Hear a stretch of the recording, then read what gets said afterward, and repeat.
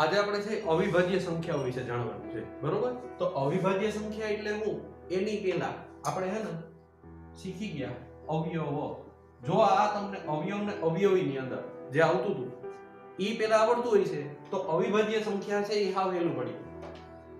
ખ્યાલ આવે છે હું કહું છું? ઈ અવિભાજ્ય સંખ્યા શીખતા પહેલા અવયવની અંદર ઘણી સંખ્યાઓ એવી હતી કે જેના બે કરતા વધારે અવયવ મળતા હતા અને ઘણી સંખ્યાઓ એવી હતી કે જેના માત્ર ને માત્ર બે જ અવયવ મળતા. ખ્યાલ છે એવી કઈ સંખ્યાઓ મળતી હતી કે જેના બે જ અવયવ મળતા હોય એવી? 1 અને 5. એક તો બે એવી સંખ્યા હે, બરોબર? બે એવી સંખ્યા હે કે જેને માત્ર ને માત્ર છે ઈ 1 અને 2, પછી 3, 5, 7, 9 માં જોજો 9 નહીં આવે. 9 ની અંદર છે ઈ આ તમે જો આમ ક્રમશઃ લેતા જાવ છો તમને એમ થાય કે 2 આવ્યા પછી 3 આવ્યા એટલે એકી સંખ્યા આવતી ગઈ, પણ 2 છે ને એને ધ્યાન રાખજો ઈ બેકી સંખ્યા છે. એમ છતાં એને ખાલી બે જ અવયવ છે, બરોબર? હવે 3, 5, 7 પછી 9 જે કીધા છે ને તો 9 માં 1, 3 અને 9 બેના ઘડિયામાં ક્યાંય 9 આવતા નથી. 1, 3 અને 9 ટૂંકમાં કહેવાનો અર્થ એવો છે કે 9 છે એના 3 અવયવ થઈ ગયા, જ્યારે 2, 3, 5 અને 7 આવી સંખ્યાઓ છે કે જેને માત્ર ને માત્ર બે જ અવયવ છે. ખ્યાલ આવે છે ને? માત્ર ને માત્ર કેટલા અવયવ છે? 1 અને 2 બે ના અવયવ, 3 ના અવયવમાં 1 અને 3, 5 ના અવયવમાં 1 અને 5, 7 ના અવયવમાં 1 અને 7. એવી જ રીતે 9 નથી આવતા તો 10 છે ઈ પણ નહીં આવે, કારણ કે 10 છે એક તો બધી સંખ્યાનો અવયવ છે. ત્યાર પછી 2 ના પાડામાં આવે છે, 5 ના પાડામાં આવે છે, 10 અને 10 ના પાડામાં પણ આવે છે. એટલે કે આના અવયવ પણ 2 કરતા વધુ છે અવયવ, બરોબર? ના આના 2 જ છે. સર 11 ના 2 થાય. હા, 11 ના પાછા 2 થાય, 1 અને 11. કારણ કે 11 છે એ 1 ના ઘડિયામાં 1 11 11 ના અવયવ 2 છે, 1 અને 11. હવે એવી રીતે 13, 1 અને 13. તો કહેવાનો અર્થ એવો છે કે જેના ખાલી બે જ અવયવ, એટલે કે બે અવયવ તો શું થયું? તો કે એક સંખ્યા 1 અને એક સંખ્યા પોતે બે જ અવયવ છે. એક સંખ્યા 1 એક તો બધી સંખ્યાનો અવયવ છે, વળી પાછું એક સંખ્યા પોતાનો અવયવ છે. 2 નો અવયવ 2 પણ છે અને 1 પણ છે. એક તો બધાયના છે. 3 નો અવયવ 3, 5 નો અવયવ 5, 7 નો અવયવ 7, 11 નો અવયવ 11 અને 13 નો અવયવ 13. એટલે કે આ સંખ્યાઓ એવી છે કે જેને ખાલી બે જ અવયવ છે. બે જ અવયવ હોય તો એનાથી શું ફરક પડે છે? તો કે ભાઈ આ જે બાકીની સંખ્યાઓ છે એને ભાગી શકાય નિશેષ.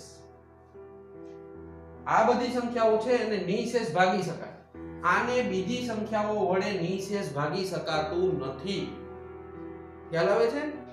આ બે સંખ્યાને ભાગવાની છે તો એને 1 વડે અને 2 વડે નિશેષ ભાગી શકાય. આ સિવાયની કોઈ પણ સંખ્યાઓ વડે 2 ને નિશેષ ભાગી શકાતા નથી. એટલે જે 2 છે એ અવિભાજ્ય સંખ્યા થઈ ગઈ. અવિભાજ્ય સંખ્યા એટલે કે જેને ભાગી શકાય નહીં, અવિભાજ્ય, ટૂંકમાં ભાગી શકાય નહીં. એટલે 2 અવિભાજ્ય સંખ્યા થઈ ગઈ. એવી જ રીતે 3 છે. 3 ને તમે 1 અને 3 વડે જ નિશેષ ભાગી શકો. જો આમાં હું શબ્દ બોલું છું નિશેષ. નિશેષ એટલે કે શેષ છે એ શૂન્ય વધવી જોઈએ. 3 ને તમે 1 અને 3 વડે તમે નિશેષ ભાગી શકો, પણ બીજી કોઈ સંખ્યા વડે તમે નિશેષ ભાગી શકાતા નથી 3 ને. ખ્યાલ આવે છે? 3 ને જો તમે 2 વડે ભાગો તો કોઈ ના નથી પાડતું, પણ થાય શું?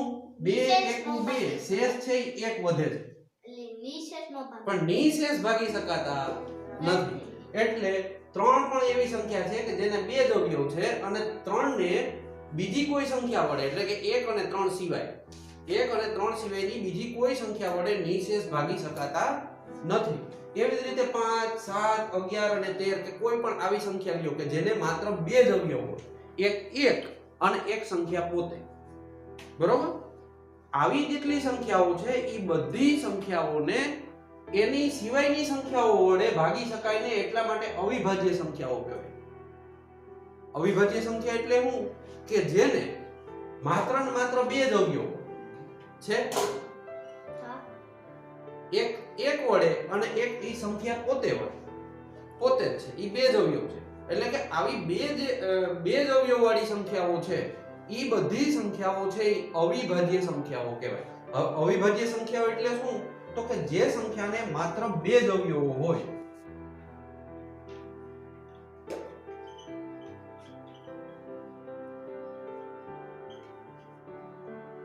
બે અને માત્ર બે.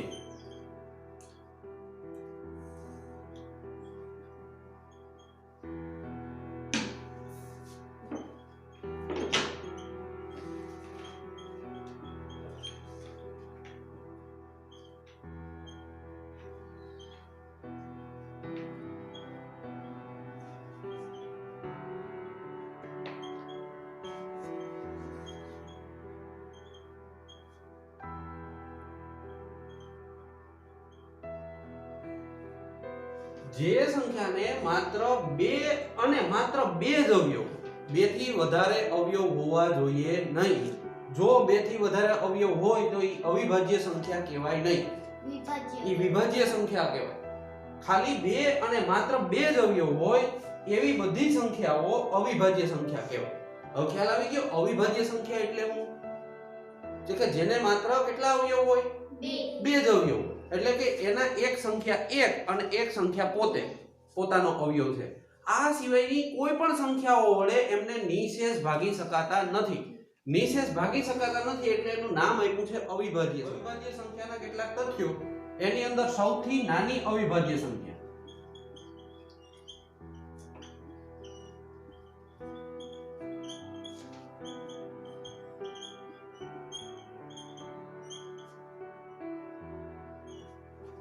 બે.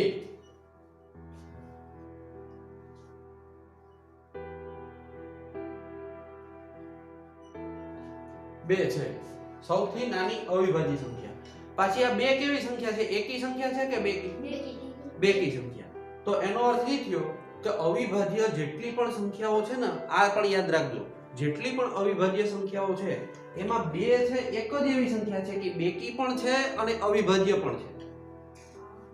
ખ્યાલ આવે છે? બે સિવાયની કોઈ પણ અવિભાજ્ય સંખ્યા તમે લઈ લેશો તો એ બધી સંખ્યાઓ વિભાજ્ય છે, બે સિવાયની. બાકી એક બે જ એવી સંખ્યા છે કે જે બેકી પણ છે અને અવિભાજ્ય સંખ્યા પણ છે. કેવી સંખ્યા છે? એટલે કે સૌથી નાની અવિભાજ્ય સંખ્યા પણ પાછી બે જ છે. બે થી નાની સંખ્યા એક છે. તો એક છે એ કેવી સંખ્યા થાય? એકી તો થાય, પણ એને અવિભાજ્ય સંખ્યા કહેવાય? વિભાજ્ય નથી કહેવાય. એક છે એ વિભાજ્ય સંખ્યા પણ નથી અને અવિભાજ્ય સંખ્યા પણ નથી. એક છે એ વિશિષ્ટ સંખ્યા છે. કેવી સંખ્યા છે? આ એક છે એ વિશિષ્ટ સંખ્યા છે. જ્યારે બે છે એ અવિભાજ્ય સંખ્યા, બે છે એ અવિભાજ્ય સંખ્યા છે. બે થી ઉપર તમે જાઓ તો જેટલી અવિભાજ્ય સંખ્યાઓ મળે છે એ બધી એકી સંખ્યાઓ છે, બેકી સંખ્યાઓ નથી. એટલા માટે સૌથી નાની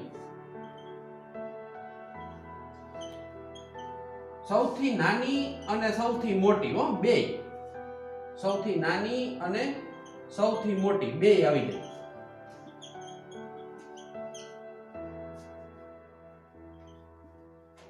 બેકી અવિભાજ્ય સંખ્યા. જોજો હું આ શબ્દ કેવો વાપર્યો છે? સૌથી નાની અને સૌથી મોટી બેકી અવિભાજ્ય સંખ્યા. ઈ પણ પાછી કેવી છે? બે જ છે. સૌથી નાની અને સૌથી મોટી બેકી અવિભાજ્ય સંખ્યા બે છે. પહેલા મેં કીધું હતું કે સૌથી નાની અવિભાજ્ય સંખ્યા બે છે, તો બે થી નાના તો એક છે. એક છે વિભાજ્ય પણ નથી અને અવિભાજ્ય પણ નથી. એક છે એટલા માટે વિશિષ્ટ સંખ્યા છે. કેવી સંખ્યા છે? વિશિષ્ટ. જ્યારે બે છે એ અવિભાજ્ય સંખ્યા છે એટલે સૌથી નાની સંખ્યા થઈ. પછી વળી પાછું એવું કીધું કે સૌથી નાની તો હજી અવિભાજ્ય સંખ્યા છે, પણ સૌથી મોટી પાછી બેકી સંખ્યા, બેકી અવિભાજ્ય. આનાથી મોટી બેકી એકેય અવિભાજ્ય સંખ્યા નથી. બે છે એ સૌથી મોટામાં મોટી અવિભાજ્ય સંખ્યા છે, પણ બેકી. એક છે એ નથી અવિભાજ્ય સંખ્યા કે નથી વિભાજ્ય સંખ્યા. એક છે વિશિષ્ટ સંખ્યા છે, જ્યારે બે છે એ સૌથી નાની અવિભાજ્ય સંખ્યા છે. વળી પાછી ઈ સંખ્યા એવી છે કે જે બેકી છે, એનાથી બીજી એકેય કોઈ પણ અવિભાજ્ય સંખ્યા લેશો તો ઈ બેકી સંખ્યા નથી. ખાલી બે જ એવી સંખ્યા છે કે ઈ બેકી પણ છે અને અવિભાજ્ય સંખ્યા પણ. બેકી પણ છે અને અવિભાજ્ય સંખ્યા પણ છે. કારણ કે બેને બે અને માત્ર બે જ અવયવ છે, એક 1 અને એક 2 પોતે. એ સિવાયની કોઈ પણ સંખ્યા તમે લેશો અવિભાજ્ય તો એ બધી એકી સંખ્યાઓ મળશે, બેકી સંખ્યા મળશે નહીં. ઈ ધ્યાનમાં રાખવાનું. પછી હવે તમે જાઓ તો સૌથી નાની અવિભાજ્ય સંખ્યા એકી કઈ હોય? એક તો છે ને, એક તો વિશિષ્ટ સંખ્યા છે. હા, વેરી ગુડ, શાબાશ. સૌથી નાની એકી અવિભાજ્ય સંખ્યા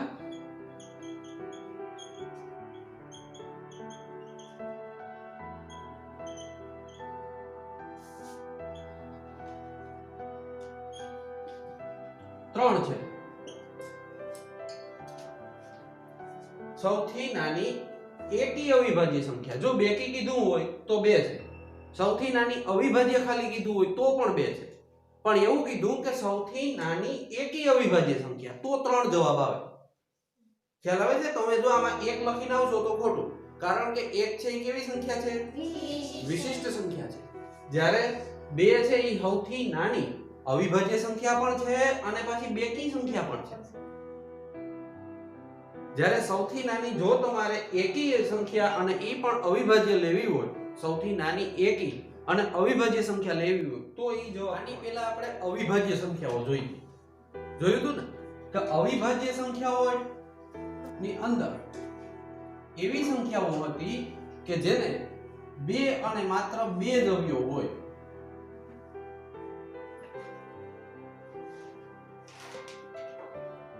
બે જ હોય, એ સિવાય વધારાના એકેય અવયવ હોય નહીં. એક સંખ્યા 1 અને એક સંખ્યા પોતે, આ 2 જ અવયવ હોય. ખ્યાલ આવે છે ને? વિભાજ્ય સંખ્યામાં એવું નથી.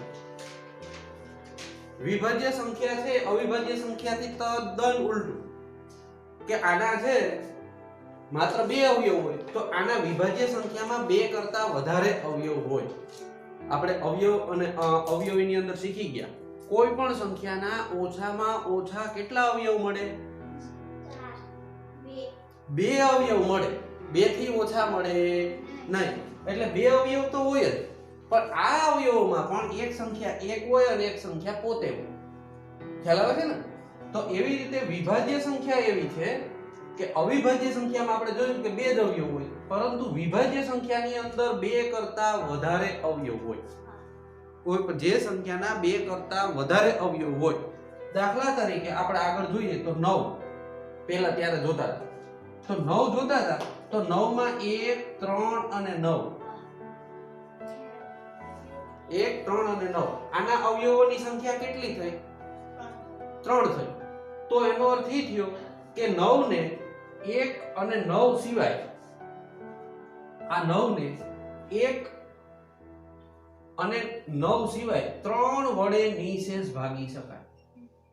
ભાગી શકાય કે નથી ભાગી શકાતું? 3 તેરી 9. શેષ કેટલી મળી? 0, એટલે કે નિશેષ. ખબર પડી કે જેની શેષ 0 એ નિશેષ ભાગી શકાય. હવે એવી રીતે કોઈ બીજી સંખ્યા હતી આપણે જેને નિશેષ 0 ન હોતે તો શેમાં? તો એ નિશેષ ભાગી શકાણા ન કહેવાય ને. શેષ 0 ન હોય અને વધારે કઈ 0 કરતા વધારે શેષ હોય તો એ નિશેષ ભાગી શકાણા ન કહેવાય. શેષ 0 વધે તો જ નિશેષ ભાગી શકાય કહેવાય. ખબર પડી? હવે એના પછી આપણે સંખ્યા લઈ 10.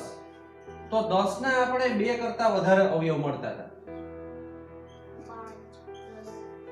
આના અવયવોની સંખ્યા છે 1 2 3 અને 4 થાય. માત્ર 2 જ સંખ્યા, 2 જ અવયવોની સંખ્યા થઈ નથી. તો આ 10 પણ કેવી સંખ્યા કહેવાય?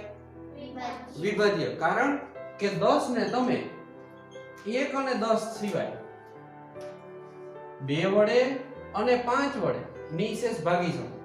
2 પંચા 10 શેષ શૂન્ય વધી. એવી જ રીતે 10 ને તમે 5 વડે પણ નિશેષ ભાગી શકો. 5 દુ 10 વળી પાછી શેષ શૂન્ય વધી. ટૂંકમાં એક સંખ્યા 1 અને એક સંખ્યા પોતે સિવાયની બીજી કોઈ પણ સંખ્યાઓ વડે જો ભાગી શકાય તો એને વિભાજ્ય તો સંખ્યા વિભાજ્ય સંખ્યા કહેવાય.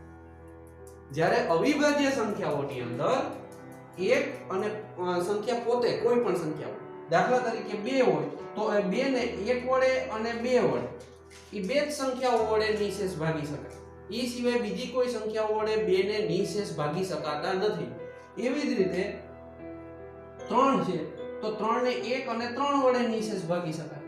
એ સિવાયની બીજી કોઈ સંખ્યાઓ વડે નિશેષ ભાગી શકાતા નથી. આ તમારે ખ્યાલ રાખવાનું છે કે અવિભાજ્ય સંખ્યાઓને એક સંખ્યા 1 વડે અને એક સંખ્યા પોતા વડે જો ભાગી શકાય નિશેષ, એ જ સંખ્યા સિવાય બીજી કોઈ સંખ્યાઓ વડે નિશેષ ભાગી શકાતા નથી. જ્યારે અવિભાજ્ય સંખ્યા વિભાજ્ય સંખ્યાઓની અંદર એક સંખ્યા 1 અને એક પોતાના સિવાય બીજી સંખ્યાઓ વડે પણ નિશેષ ભાગી શકાય. ટૂંકમાં કહેવાનો અર્થ એવો થયો, ખાલી યાદ રાખવું હોય તો જે સંખ્યાને માત્ર 2 જ અવયવ હોય, એક સંખ્યા 1 અને પોતે માત્ર 2 જ અવયવ હોય, એ બધી સંખ્યાઓ અવિભાજ્ય છે. જ્યારે જે સંખ્યાના 2 કરતા વધારે અવયવ તો એ બધી સંખ્યાઓ વિભાજ્ય છે. એટલે અવિભાજ્ય સંખ્યાઓ અને વિભાજ્ય સંખ્યાઓ આ તમારે ખ્યાલ રાખવાનો. અવિભાજ્ય સંખ્યાઓની અંદર માત્ર 2 જ અવયવ અને વિભાજ્ય સંખ્યાઓની અંદર 2 કરતા વધારે અવયવ. ખ્યાલ આવ્યો ને? પછી હવે તમારે એવું નથી કે અવિભાજ્ય સંખ્યા